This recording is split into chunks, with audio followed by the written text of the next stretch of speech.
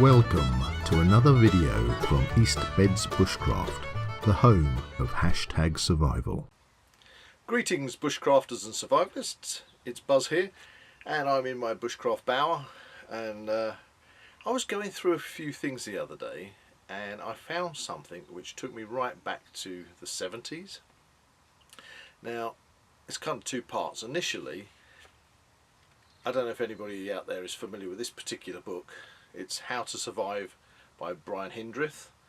Now this book, and this isn't the original book that I was given, but I was given this book back in the 70s by my father, and I grew up as a child from the 60s through the 70s, and bless my father who's not with us anymore, but he showed me how to do such a lot as I grew up without me even realising that I was learning kind of bushcraft and survival techniques. And this is the first book he bought me, and I have got the original book somewhere. I think it's in our attic, but I've got this one because I bought this a few years later, because I couldn't find the original copy and I still wanted this. But anyway, I was having to root around in a few boxes and cabinets and things out in one of my outbuildings, and I found this innocuous looking couple of tins, okay? And it brought memories flooding back to me, because in this book there's a section on how to make, I don't know if you can see that, how to make a pocket survival tin, okay, or survival kit. Brilliant. Well, young Buzz back in the 70s he read the book and I made this, and for all these years I don't know where I put it, and I actually found it. And I just brought back so many memories. And the thing is, even inscribed on it, I did have these taped together. I've taken the tape off. Not only has it got my name inscribed on it, but it also says 1p. Okay, 1p, and that's not 1p as in 1 pence, but that's 1 Phillips. It's the first year class of secondary school that I was in, and I obviously took this away with me on some of the campouts when I was in secondary school, and so therefore I made this before I was in secondary school. So where I grew up in Hertfordshire, it was a two school tier system, so you had your primary school and then secondary school, and so I'm kind of thinking that I must have made this probably when I was about 9 or 10 years old, maybe 10, let's say 10. Which would mean that I made this 48 years ago. Okay, 48 years ago, and I haven't opened it since then. So what I want to do is to do a little opening and see what's inside these tins, to see what 10-year-old Buzz had in mind, just in case I needed to survive out in the wilds. Now, this particular tin, as you can see, is completely covered up. It's got the weight on the side, 2 ounces. It says, I believe this is, it's a tobacco tin, and it's probably Golden Virginia. My father used to smoke Golden Virginia, and so I obviously got one of his empty tobacco tins. And this one, which you can see even more, is Hill's Bronchial Balsam. There you go, pastels. Now I remember those from when I was a kid. Okay, bless them, little red chewy sweets we had if we had a cold and a sore throat. So I'm going to do an opening and see kind of like what's in this. This is a time capsule, all right, of bushcraft and survivalist. My 10-year-old self put this together. So this is a time capsule from way back in the 70s, and I haven't opened it since then. I say it was sealed up with some tape around it. I've taken the tape off, so we're going to have a look inside and see what 10-year-old me was thinking about what may or may not be useful based on this book. And possibly there might be some added things in here that I might have chucked in there myself, I don't know. But anyway, let's take a look and see what 10-year-old Buzz thought would be a good idea to to have in his pocket survival kit. Well, here we go. Let's start with tin number 1. The Hills Bronchial Balsam Pastels. Now I know I actually remember what I put in this. This was just an added tin that literally just has, gosh, this is tissue paper, matches, broken matches, an old matchbox that's, wow, this is a ship box of ship matches with a striker on it. Yeah, this is basically what this is. I feel bad losing any bits of this, but this is a tin of tinder. That's all it is. It's just all bits and pieces that would be helpful to light a fire. So this one is a tinder box. Put it down there. But this is the main thing. And as I say, this was sealed up with this black tape that I had to peel off. Looks like initially I probably had masking tape around it, and then it had the black electrical tape. And there's a hole in the top of the tin, a little pierced hole, and there's a piece of string which is tied to this. Oh man, I feel really kind of bad undoing this. There you go, this piece of string. What could that be for? So let's open this. And okay, now the tape should have gone over the back, so you can lever this up. There's the little hole, I don't know if you can see that in there. And then 10-year-old me has polished, I have polished the inside to make a reflector. I'll tell you exactly what this is. To have this taped onto the back of the tin, there you go, get it in shot, and have this piece of string, and there's a pencil in here,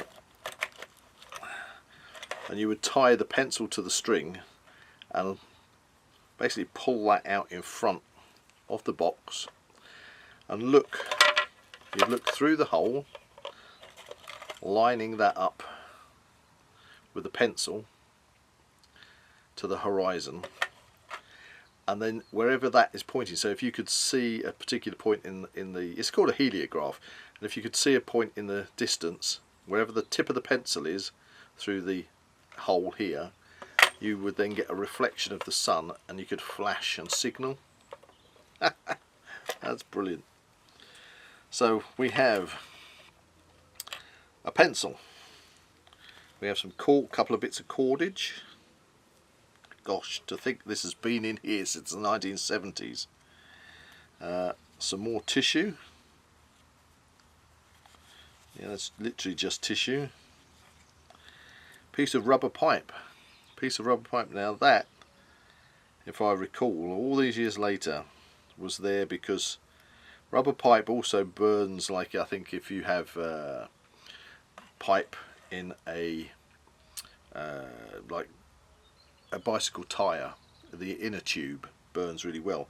But also this pipe would allow me, 10-year-old me, to untwiddle this and to suck water from places that maybe I couldn't get to, you know, down in little fissures and things. Piece of pipe. Oh, we have a mirror. There you go, a mirror for reflecting, signalling. There's some gauze and antiseptic plasters wrapped up in cling film. What have we got in here? Bless Johnson & Johnson sterile plastic spot band-aid. There we go. So, and more plasters in the back, and funnily enough, this is in a fishing hook packet. Then we have, oh look at these, Swan Vestas. They are definitely Swan Vesta matches, wrapped up in again cling film. And I don't want to unwrap this, but I can tell looking through here that they've been dipped in wax to keep the heads from getting soggy. So there you go, original survival matches. There you go. What else do we have? It looks like some more gauze, probably wrapped up to keep it dry and sterile in case. Oh, hang on a second. Now that's sugar. I do believe that's sugar. Wow. So if you need a little sugar boost, you got some sugar. What else have we got in here? Some very fine sewing thread on a piece of card.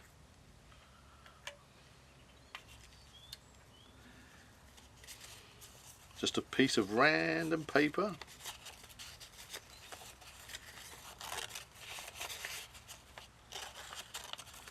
Again, I suppose you could use this for fire lighting, or if you needed to leave a note maybe. I mean, it seems like a kind of a random odd shaped bit of torn paper that 10-year-old me thought was a good idea to put into this kit. Oh, look at this. We have Swan Vesta, I believe. So for the Swan Vesta matches, a little striking part from the box. Fishing hook and line. I really don't know how much line's on there, whether or not that's enough to even really catch anything. Another striker plate. Oh, there you go, look. I've got some fishing hooks. Fishing hooks which have been put into cork to save you getting them stuck in your fingers. We have a needle for the thread. What else we got in here? Safety pin. Some more cordage. A nail. Well, that could be handy. I kind of got memories coming back to me that a lot of bird traps and things like that you can use a nail for tying off, etc. So, and of course it acts as a punch. You could probably do all sorts of stuff with a nail. Wow, that is a gas cylinder out of an old lighter, and there's no gas. Whatever gas was in that for the 1970s has dissipated. But I can see what 10-year-old me probably thought. There's this old discarded lighter. If I fill that up with gas, then I'll be able to just use a match and light the gas. I don't know. Brilliant. What else have we got in here? Oh, a knife. We have, look at this.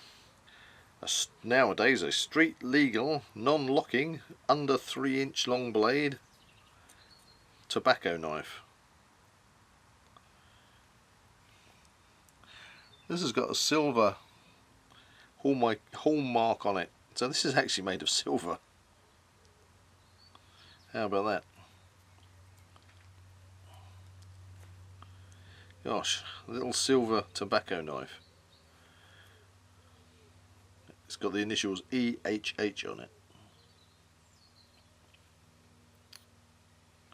Well, there you go. Who would have thought, eh? So I've got my little survival knife there. What else have we got in here? We have a dart head. Now I know when I was a kid I used to make bows and arrows. Used to get a bit of hazel, make a bow out of a piece of springy hazel, use thin hazel to make arrows, and I remember I used to screw dart heads onto the end of the arrows because it was very easy. Just shave off the end of the actual arrow shaft and it would just screw in, it would just screw on, and then you, as a kid, that was great because you'd be up the woods and you could actually shoot your arrows and stick them in things. That was probably my thinking behind having that. Oh, what else have we got? Ah, nice health and safety. Look, half a razor blade, carefully cut into a piece of cardboard. There we go. So half a razor blade cut into a piece of cardboard.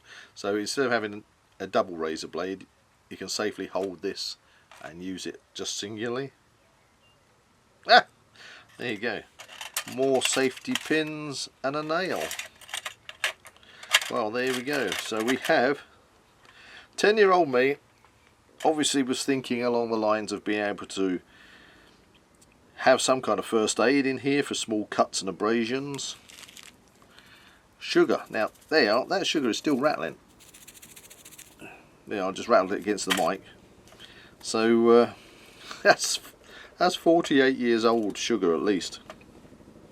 So we've got first aid in here. We've got the ability to cut things and to fashion animal traps, bird traps, maybe do some fishing of sorts, and to light fires, which is most important. Light fires, leave messages, or maybe even map out where we are. Got some cordage, some tissue, signalling mirror, heliograph. Do you know, I don't even know if I'm going to get this all back in here. Wow. And a pencil. There you go. So if it all goes wrong, at least I've got a piece of paper and I can write down my last will and testament, can't I? Well, that is absolutely fascinating. That is 10-year-old Buzz making a pocket survival kit, adding on some extra tinder with his Hills Bronchial Balsam. Wow, simply wow. That was a complete and utter revelation for me. You know, I don't know what your thoughts are. You know, obviously if you've got any comments, put them in the comments. But this is me 10 years old, put this together from this book, thanks to my good old father. So even then, here I am knocking on the doors of 60 years old, and for all these years I've held my passion for how to survive, to do bushcraft, wild camping, and yay, my first ever homemade survival tin. Brilliant. Well, thanks for watching. Thank you for, you know, you might recognise some of these things, the old Golden Virginia and the Hills Bronchial Balsam. This book, if you never read it, it's well worth it. It's another handy little book to have in your library if you're into your bushcraft and survival. And I'd like to thank you for all watching, and I look forward to my next video. So you all take care, and I'll see you in the next one. Thank you for watching. Please like and share this video and subscribe to the East Beds Bushcraft channel. See you all again soon.